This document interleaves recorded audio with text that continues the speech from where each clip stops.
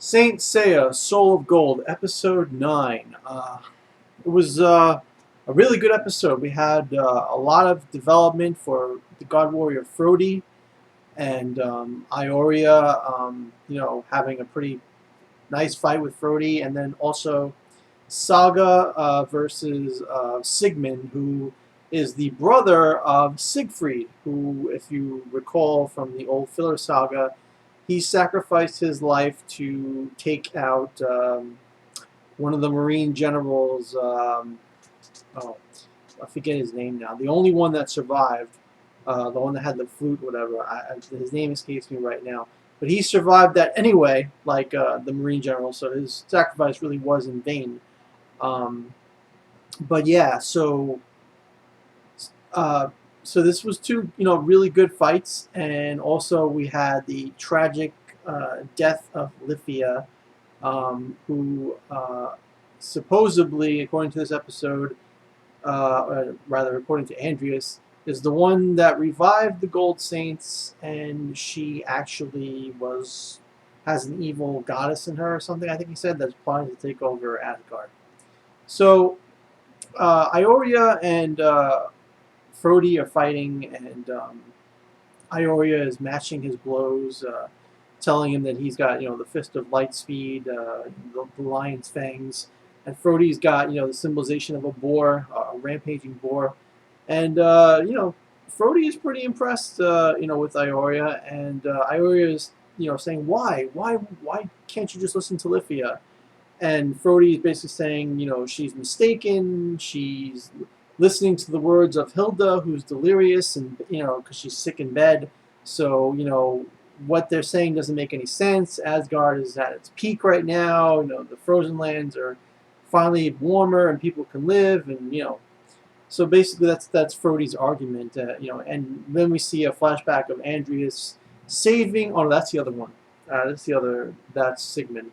But that's what Frodi was saying. That that you're mistaken, and you Gold Saints are the real threat to Asgard and whatnot. So they're fighting, and in the very beginning of the episode, we had Doko fighting Utogar, I believe his name is, the God Warrior with the scythe and the mask, and he said that that I don't know. I don't know if he said anything, but basically, Doko smashes, punches him into the statue crystal thing, and it breaks. And apparently, he wanted that to happen. At least that's what Doko thinks.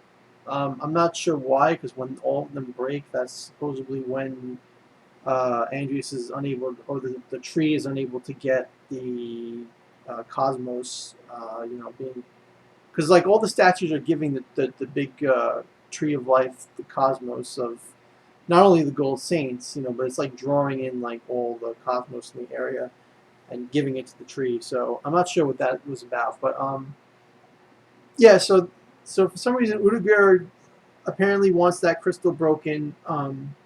Lyfia, runs away, whatever.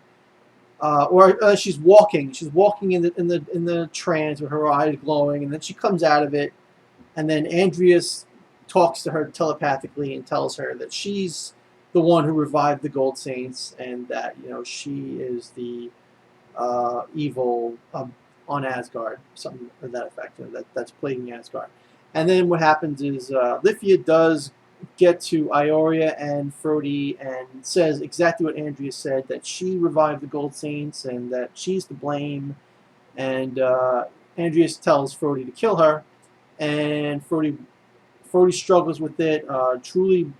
Ultimately, he throws his sword at her, but the sword misses and goes to the side. And ultimately, he decides to himself that he'd rather believe in her than just blindly follow orders and execute someone who appears to be a traitor. He doesn't believe she can actually be a traitor, that she can actually be evil.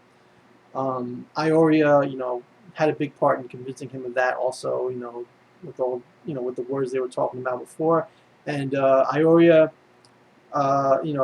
is trying to understand what she's saying, but then Lyfia takes Frodi's sword that landed next to her, and she tries to cut her throat just like Athena did with Saga's dagger.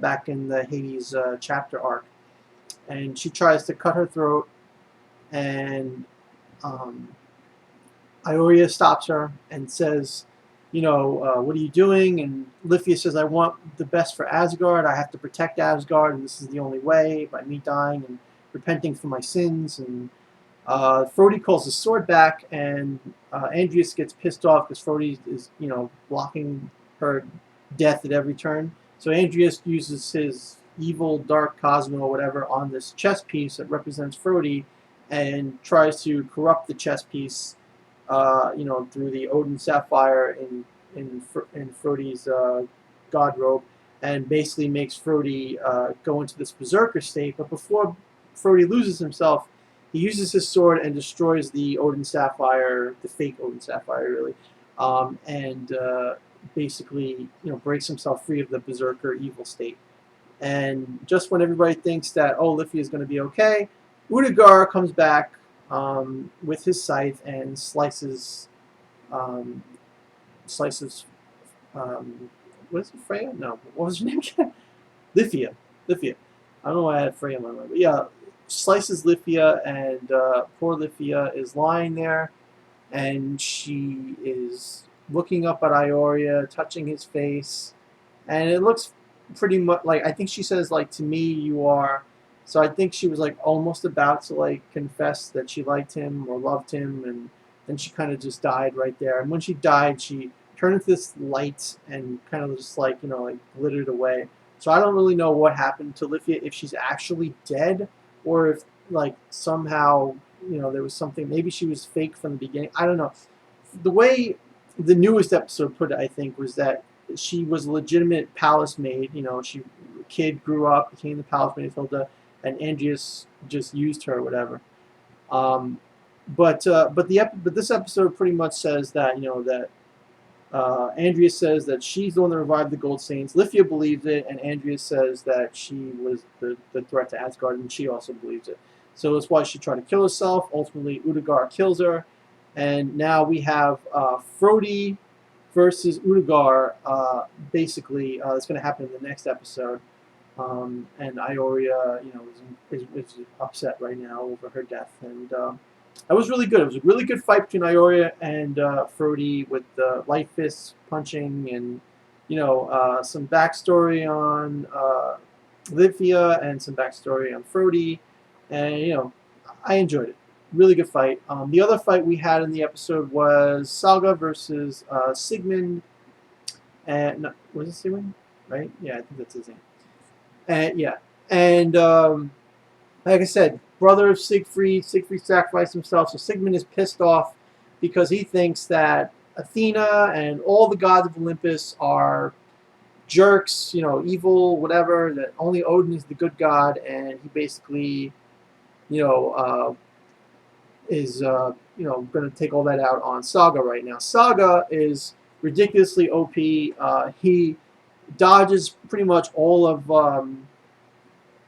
Sigmund's attacks, and Sigmund's got this kind of like bendy, elastic kind of sword that follows you around and stuff, and Saga dodges that pretty effortlessly, and Saga, uh, you know, tries to tell Sigmund that his brother, wouldn't want him to do what he's doing right now, and basically Siegfried's god robe somehow appears and covers Sigmund and protects him from Saga's attack. And Sigmund thinks this means Siegfried's going to lend him power to defeat Saga. But then Saga points out, can't you see your brother crying? And you see this cosmos figure in the sky or whatever of Siegfried. And I think with tears in it, they showed. And then Sigmund realizes that that his brother doesn't want him to fight. His brother wants the fighting to be over, and that there's no point in losing him. He doesn't want his little brother to lose his life or whatever.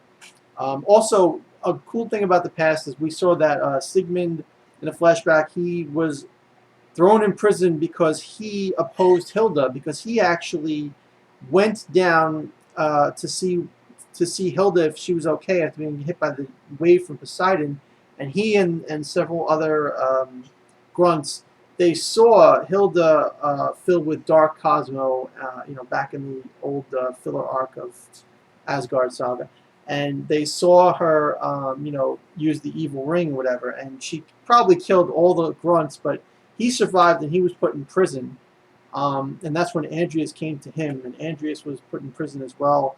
And Andreas talked to him and helped him out of that situation, helped him to get back in the God Warrior's good graces or something. And by the time he did, that's when he discovered that his brother was killed. But Sigmund was like the top prospect of the God Warriors, apparently even greater than his brother. And apparently his brother took the position because Sigmund was in jail, which is really bold because Siegfried in the old filler was said to be like the best of the best out of all the God Warriors, the greatest champion. So it makes really no sense that they're saying Sigmund is better, but whatever, a minor nitpick for me. I thought that Sigmund was a pretty cool character. He ultimately gets corrupted by Andreas with the berserker mode, and through his corruption, like with his Cosmos soul kind of thing, he reaches out to Saga, as Saga, to free him, and Saga uses Galaxian Explosion and destroys the Odin Saphire, of course with the new gold cloth and God cloth, and destroys the corrupt Odin Saphire, and basically Sigmund is okay. He doesn't die. Just his God road gets destroyed. So he's fine. And yeah, I think that's pretty much it. That's what happened. The two fights and Lyfia's tragic tale. So let me know what you guys think about the comments below. Do you think Lyfia was a good character? Did you want to see her in a romance with Aioria? Did you feel bad for when she died? Or if you think she didn't die, what do you think? And did you like the fights between the God Warriors and the Gold Saints? And did you think there was some good character development? Let me know in the comments below.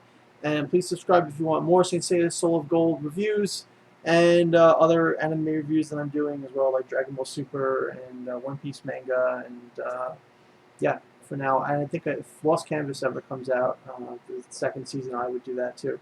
But yeah, thumbs up the video if you like it, and subscribe if you like the videos, and have a nice day. I'll see you for the next Soul of Gold review.